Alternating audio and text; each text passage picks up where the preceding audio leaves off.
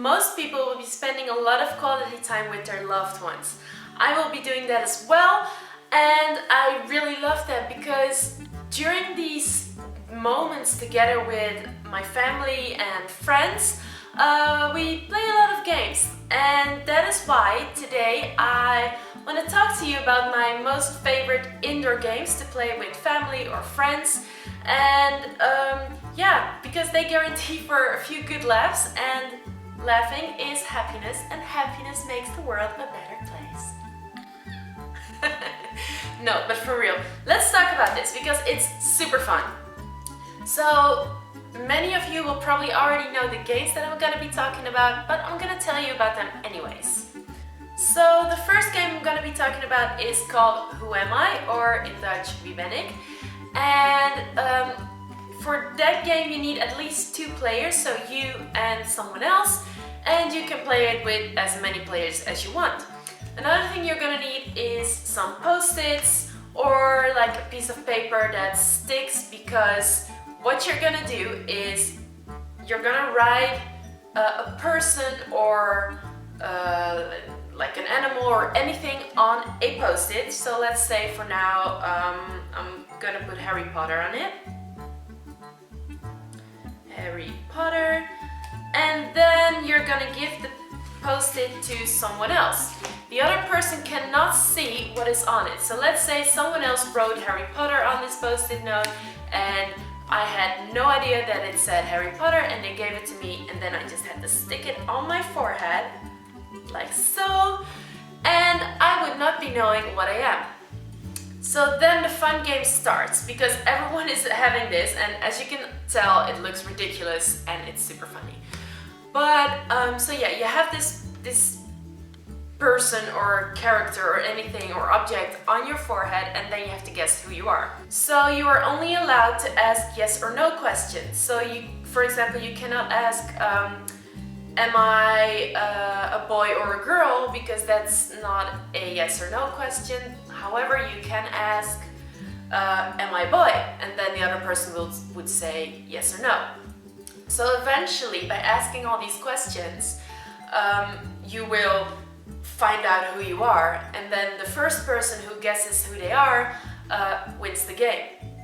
And yeah, I think it's very funny because you, while playing this, I'm gonna take this off my head, while playing this you start to think of people or objects you could be, and then once you guess it, or sometimes you don't guess it at all, but then when you read it you're like, really? Oh, that makes sense, and it's super fun, and I always laugh so much with the people that I'm playing this game with. So this is one of my most favorite games to play with a group of people. And it's also very easy, like you can play it anywhere basically. You just need a sticky piece of paper or like some tape and paper and a pen, and that's it. It's so easy to play, and you can play it for hours and with as many people as you want to. And it guarantees a lot of laughs.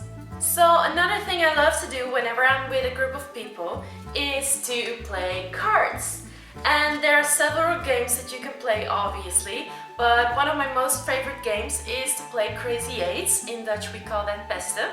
And I am quite good at it as well. It's a very easy game. It's very easy to explain it to people who've never played it before, and you can play it again with a really big group of people, but also only with the 2 of you. So that's a very fun game. And also I used to love to play poker, but I forgot how to play it. When I was a kid, one of my uncles taught me how to play poker, and we were playing for candy, and I was actually quite good at it. So I would love to learn it again. Maybe this holiday season I'll learn it again. I can ask one of my family members or friends.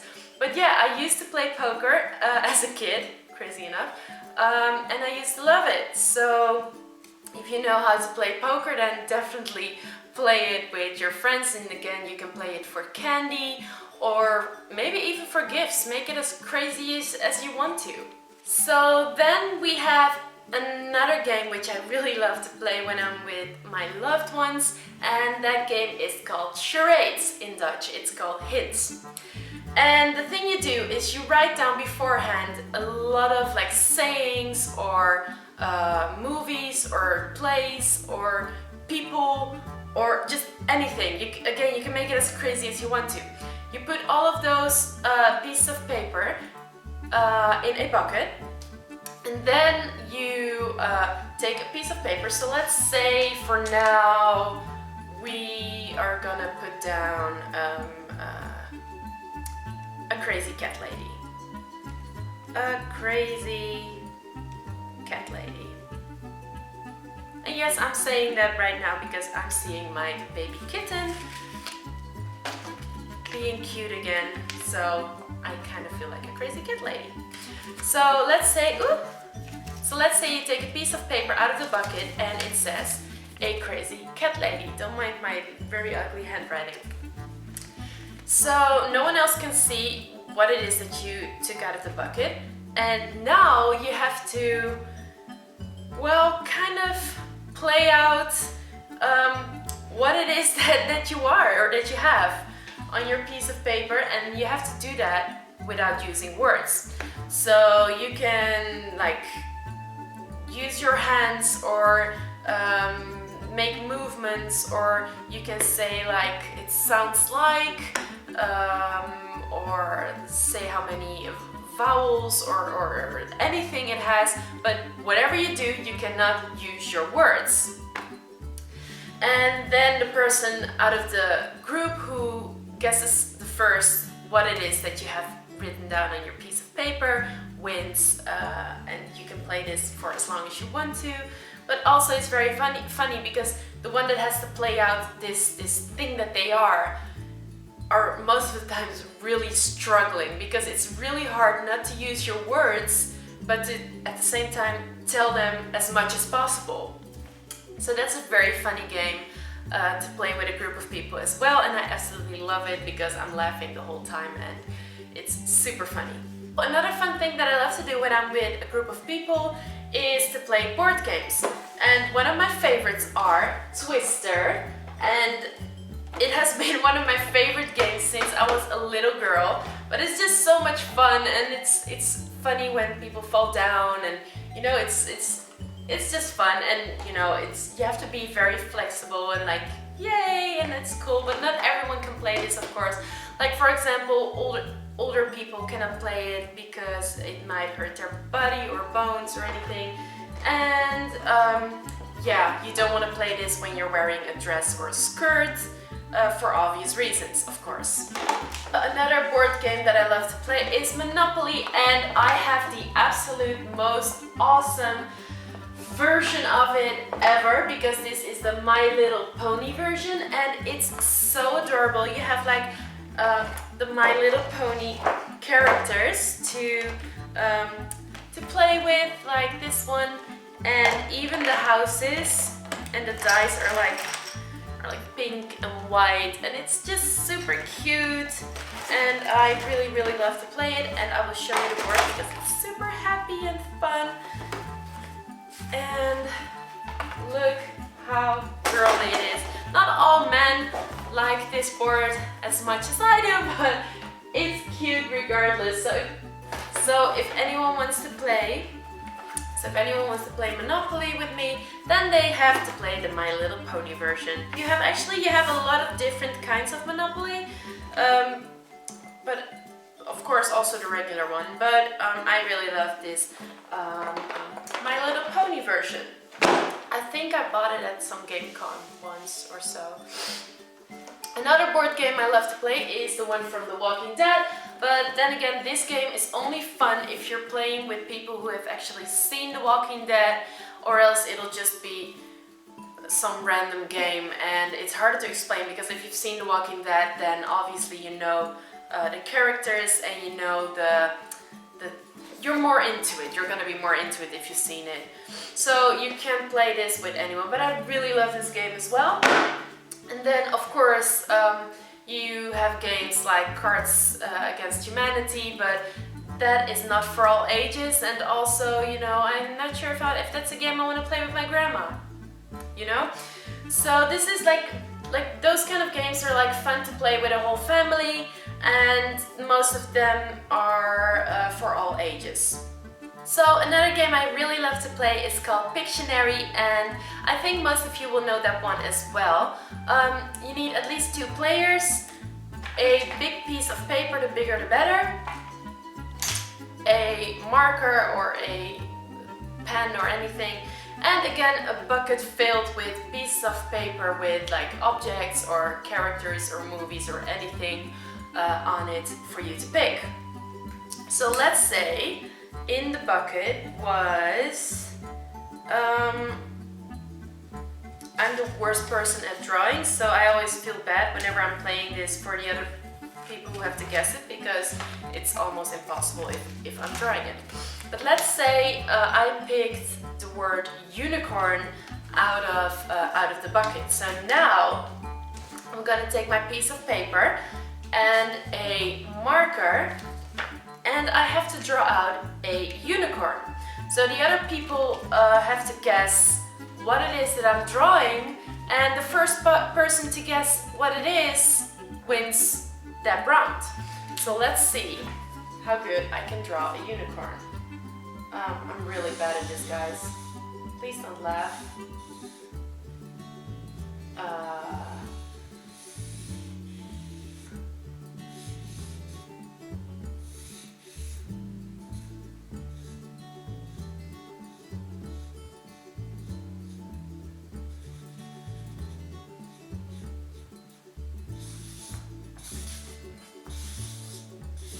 Oh my god, this looks horrible.